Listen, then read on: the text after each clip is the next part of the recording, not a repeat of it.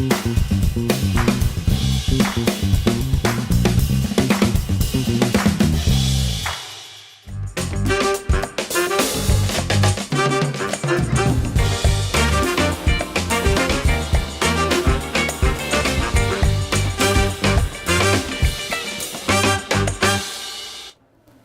everybody to another Tuesday edition of Ahysen Nation. Thank you so much for joining us here on this Tuesday.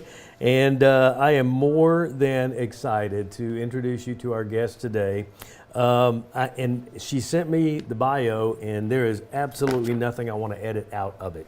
So if you will indulge me, I'm just going to read right off of her bio. Her name is Danita LeBlanc, by the way. She's an LCSW BACS. She's also president of the board, Louisiana board president for the American Foundation for Suicide Prevention. The show today is on mental health awareness, and we will be talking some about suicide as well. Mental Health Awareness Month is May, so I didn't want to wait too much longer to get her on. And Suicide Awareness Month, I believe, is in September, and we'll revisit all of this again. Then you can't talk about mental health, in my opinion, too much. So Danita has worked in suicide prevention and intervention throughout her entire career. She is a licensed clinical social worker, board-approved clinical supervisor. She's retired as the state suicide prevention coordinator for Louisiana. She retired in December of 2019. She is the board president, as I mentioned, of the Louisiana chapter of the American Foundation for Suicide Prevention, also a certified trainer of applied suicide intervention skills training, which is ASIST, A-S-I-S-T, Safe Talk, suicide alertness training, and mental health first aid for adults. Also, in addition, she has more than 30 years of experience in clinical and administrative work in mental health. This includes experiences with the crisis intervention, with inpatient psychiatric units, psychiatric triage, in an emergency department, and behavioral health and state government. She's worked in disaster behavioral health as well, trauma and crisis intervention during numerous natural disasters, hurricanes, flooding, things like that in Louisiana. So I want to, very pleased to introduce you to our guest today on Ahysen Nation, Miss Danita LeBlanc. May I call you Danita? Fantastic. Thank you again for the gift of your time. I can't be more excited for what we're going to be talking about today, because as you and I talked about over the week over the phone, I was formally diagnosed with an anxiety disorder, generalized anxiety, back in when I was 14 years old, and am a huge proponent of mental health, seeking help when you need it. There's so many times when we are around people, and you can talk to this a little bit more, when they don't outwardly show any signs of a problem, and then all of a sudden they get into problems. And that has always been a kind of an alarming issue for me, especially in 2019, November, Monday before Thanksgiving in 2019, a very, very dear friend of mine. And I don't know if it was PTSD from being in the Navy. He was a young man in his 40s, beautiful wife, 3 kids, and showed no outward signs that I could pick up on of being in trouble, and committed suicide at his home while his wife and kids were at the dentist. And they came home and found him. And Danita, I got to tell you, I was angry. I didn't go to the funeral. I felt like it was a very selfish thing to do, and other people in the mental health industry have tried to counsel me and help me on being more compassionate and more understanding to suicide victims. So, with your introduction, and this being Mental Health Awareness Month, and I think the two definitely go hand in hand, I want to kind of give you the floor for a few minutes, and then we'll talk about pretty much anything we want to talk about, but I definitely want people to know, and you gave me some great resources we'll put on the screen, that there is help. Okay. You are not alone, and don't worry about the stigma of going to a social worker or a psychiatrist or a psychologist. So, Danita LeBlanc, ladies and gentlemen. Thank you. First, I wanted to say, Johnny, I'm really sorry about your loss. Losing someone you love to suicide leaves a huge hole, and there are a whole lot of different responses people have. And the response that you have is yours. There's not a right way or a wrong way to grieve when someone you love has died by suicide. Anger is real common when someone you love dies by suicide.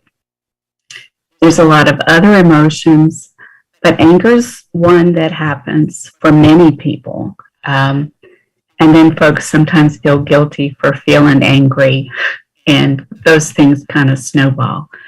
I think sometimes with suicide, while we can never know why someone died by suicide, by their own hand, we do know, kind of looking back, that they are often in pain that they find unbearable. They frequently have had a loss, and they're feeling alone. They may not have actually be alone, but they're feeling alone, almost as if they can't feel the love from the people in their lives. It's like they're on the wrong channel. And so often those three things are present. And very often people do give signs that they're thinking about suicide, kind of hoping that the people around them are going to catch the clues that they're given, but we don't always know what we're seeing. And so that's real vivid for me when I go to the funeral of someone who's died by suicide, because what I hear around the casket is a lot of, oh, that's what he was trying to tell me when he wanted to give me all his fish and stuff. Oh, that must have been why he was telling me how much he loved me and how important I was in his life. Like, oh, it really sounded like he was saying goodbye the last time we talked, but I didn't realize that. And so it's almost like connecting the dots backwards sometimes, that we can understand some of the signs that were there that we didn't necessarily see. Danita, I've heard people say that if you hear folks talking about killing themselves, they're not serious about doing it. That's not exactly true. Is that correct? Oh, no, it is a myth. People will talk about suicide. They'll also, you might see things or hear things or feel things or know things about them that could be clues that they might be thinking about suicide. But the fact that people are talking about suicide doesn't mean they're not serious. They are thinking about it, and they're trying to let us know in the best way they know how. So take every bit of talk or behavior that sounds like suicide, take it seriously. It doesn't hurt us to do that. How has the pandemic and being locked down or secluded from people, how has that affected people's mental health, or has it? It has. There have been a whole lot of national and international surveys about people's mental health, and since the pandemic has started, we are seeing increased incidences of anxiety as well as depression, and a huge amount of burnout, which sometimes has a bit of both anxiety and depression. So those have all increased. Surprisingly, in some ways, the suicide rate has actually decreased a bit in the last 2 years since COVID has started. The most recent data we have is from 2020, but the 2020 data compared to like 2018 or 2019 shows a slight decrease.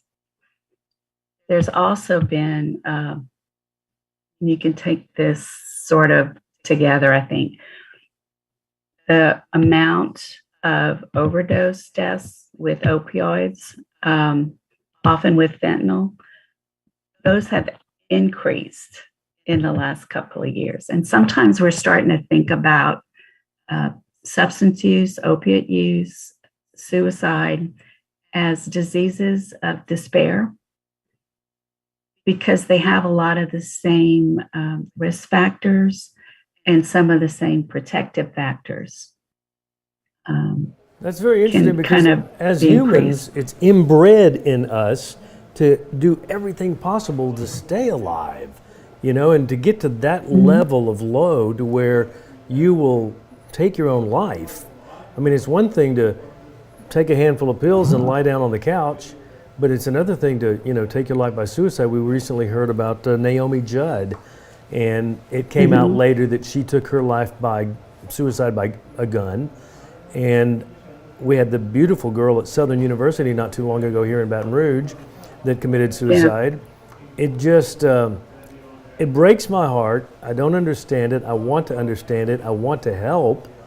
But I've always been so attuned to staying alive that it just never, I can't put myself in their mindset, because to me it's such a permanent solution to a temporary problem, because we've all got problems.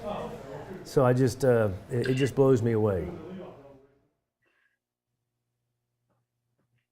We see suicide, dying by suicide, as a problem. Often when people are in pain and they're feeling alone, suicide's not the problem. It's the way to stop the pain. And very often, when I've talked to people who are thinking about suicide, they often are firmly convinced that the people around them are better off without them. And it's kind of hard to describe, because the people around them would absolutely say that they're not better off without them. But thinking sometimes gets a bit constricted with that much pain and that much aloneness. And so it seems like other people will be better off without them. And we've learned a lot from working with people who try to kill themselves, and with people who almost died by their suicide attempts but didn't die. So we've learned a lot about the way that they were thinking and the way things appeared to them. And they very often believe that they're better off without them. And it doesn't make sense to the people who love them have lost them. Can some people attempt suicide in hopes of really not dying, but in hopes of calling attention? Or, I had a first cousin in Houston that committed suicide, 32 years old, but he took some pills and left a note that if you find me and I'm not here, I'll be waiting for you on the other side. It was almost like he was expecting someone to find him and rush him to the hospital and he'd be okay, but this be a wake-up call to his parents or something like that. I don't get it.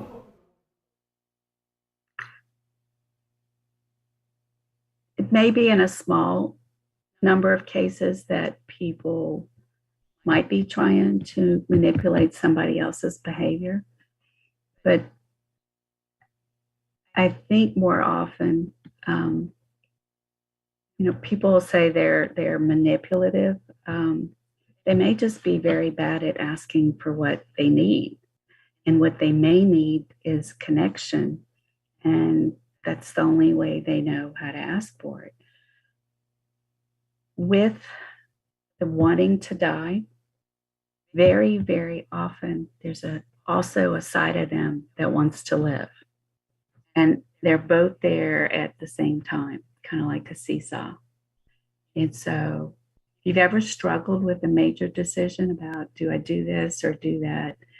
That's a terrible feeling to be in, that uncertain period. Making a decision one way or the other often brings a sense of relief. And so sometimes people might say, take pills, and that's the side of them that wants to die. But the side of them that wants to live may time it so that someone might be coming home soon. and they're kind of both in play at the same time. It's a very paradoxical issue because there's things that are totally opposite and both true.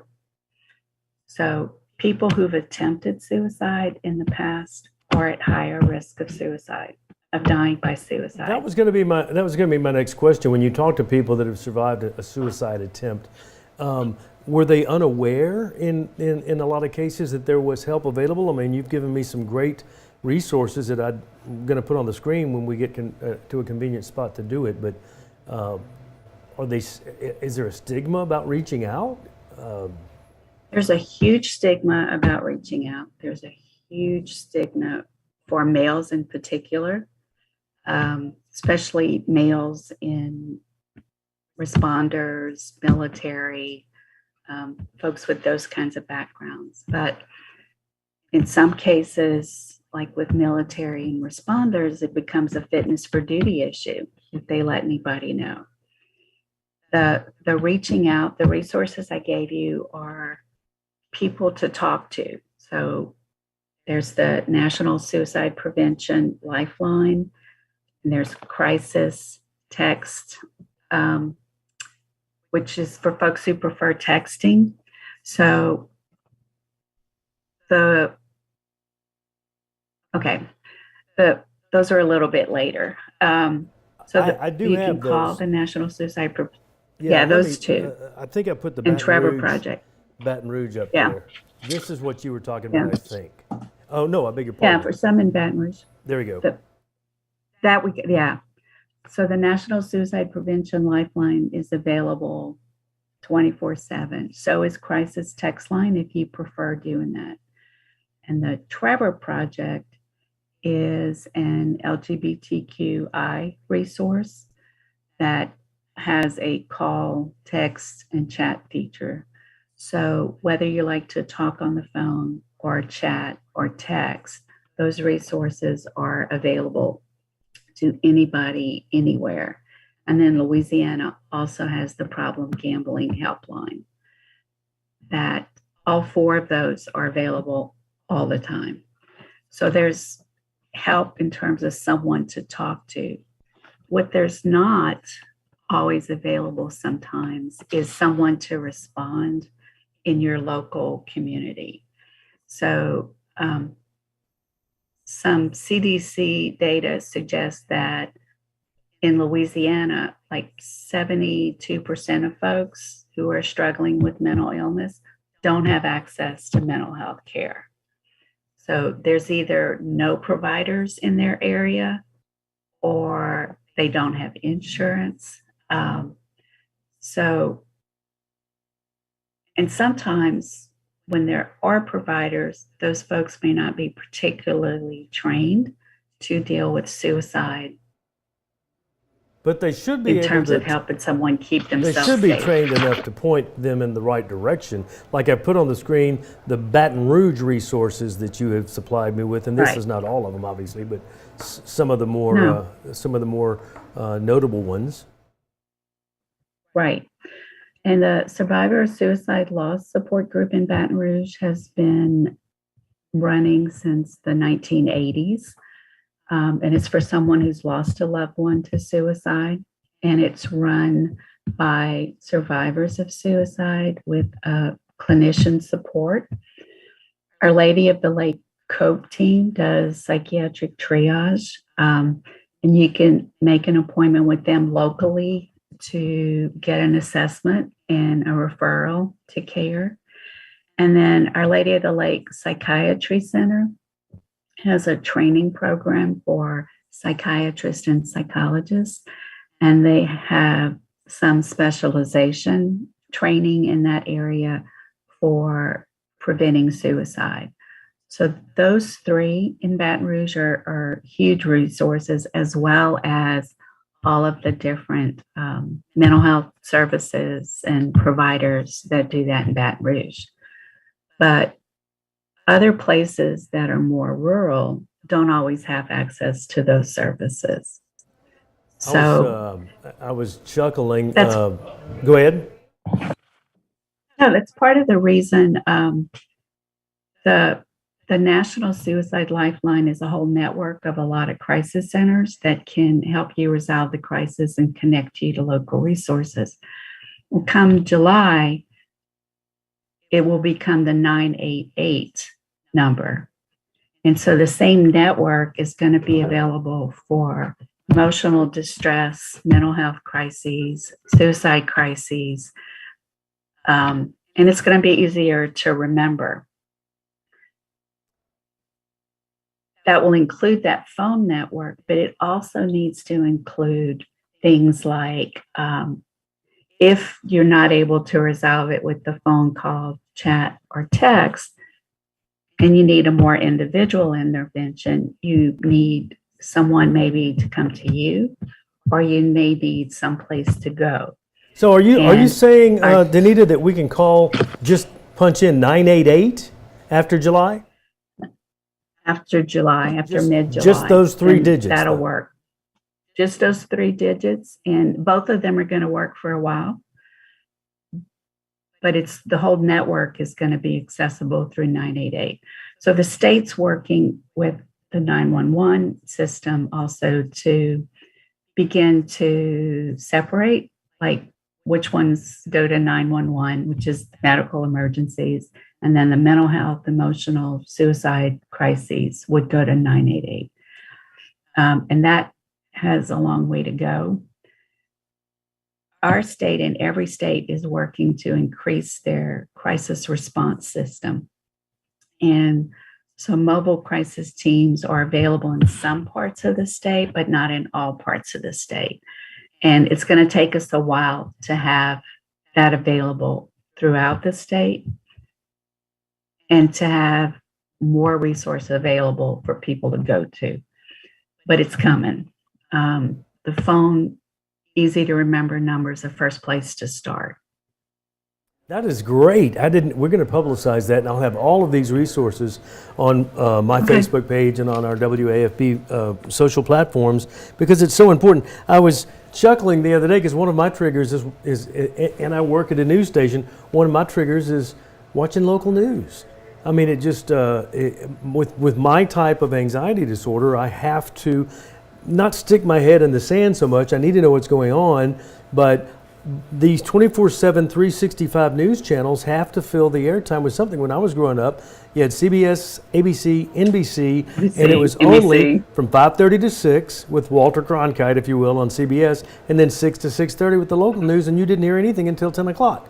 And we were in bed by then. But now it's 24/7, 365. It's on our phones. I mean, you get home and you're inundated. So I've got to check out. And what I do is I watch. Let's see. Let me get this off the screen. I watch. What is it? Archie Bunker reruns. All in the Family reruns, and it's hilarious because let me get this thing off the screen. He the other day on one of the episodes that I was watching, he came on and he said they were trying to talk to Edith about possibly getting into some mental health care with a psychologist, and he said, "I think everybody that sees a psychologist needs to have their head examined." And I thought that was just so funny, but it speaks to a lot of the stigma that people still have to this day of that. Right.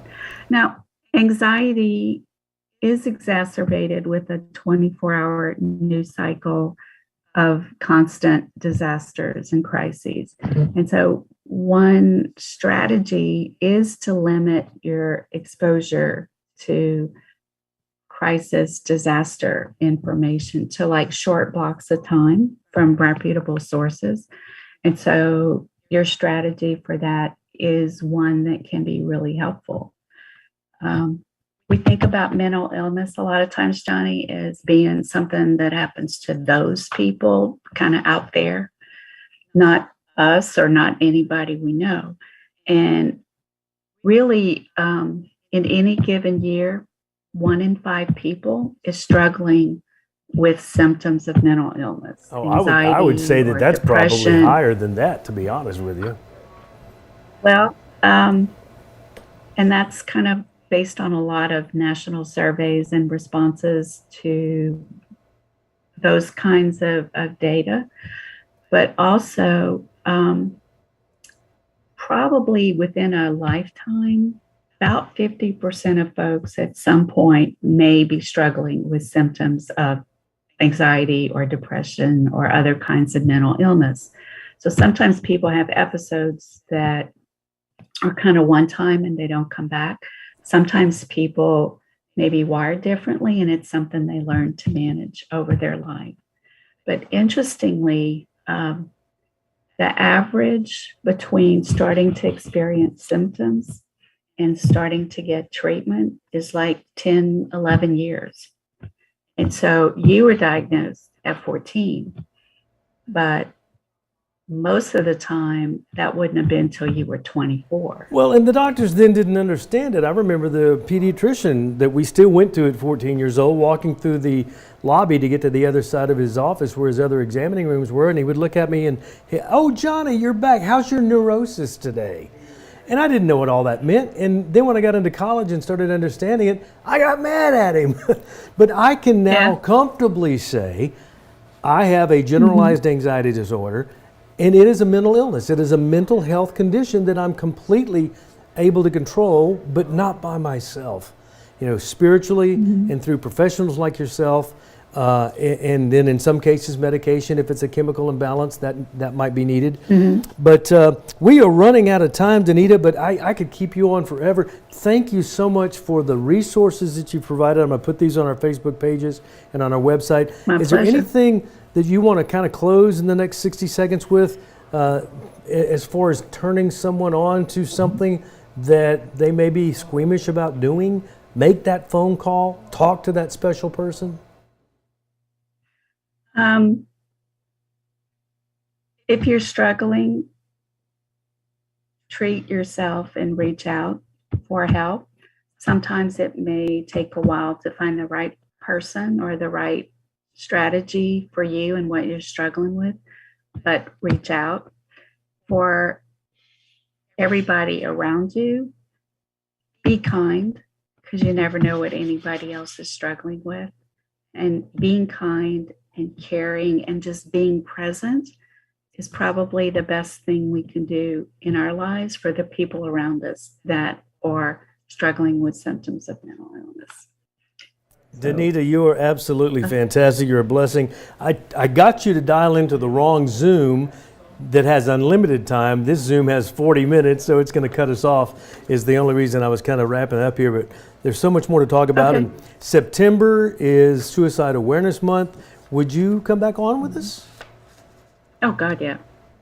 This is great information. We also have a lot of other people in the area. We have a lot of national experts in Louisiana, so I'd be happy to connect you with any of them. And that is fantastic. For September. You've done such a great job for us here today, and we're going to put all these resources, the national and the local resources, on our websites and on our platforms so everybody can have access to these and just reach out and do what you need to do to take care of yourself. Danita LeBlanc has been with us, LCSW, BACS, and American Foundation for Suicide Prevention, and we have the resources to put up on the websites and things like that. You were a blessing to us today. Thank you so much for all you do. You're welcome. Take care. That will do it for another edition of the Ahysen Nation program today. Again, all of these resources you saw on the show today will be on our social platforms, on our websites and Facebook pages. And if you are struggling, call me at the station. I am not qualified to give you advice, but I can give you telephone numbers of people who are qualified to give you advice. So definitely take care of yourself. Anyway, I'll see you bright and early tomorrow morning, or dark and early tomorrow morning on 9 News this morning. And until then, have a fantastic rest of your Tuesday, and be safe if it rains this afternoon. Take care, everybody.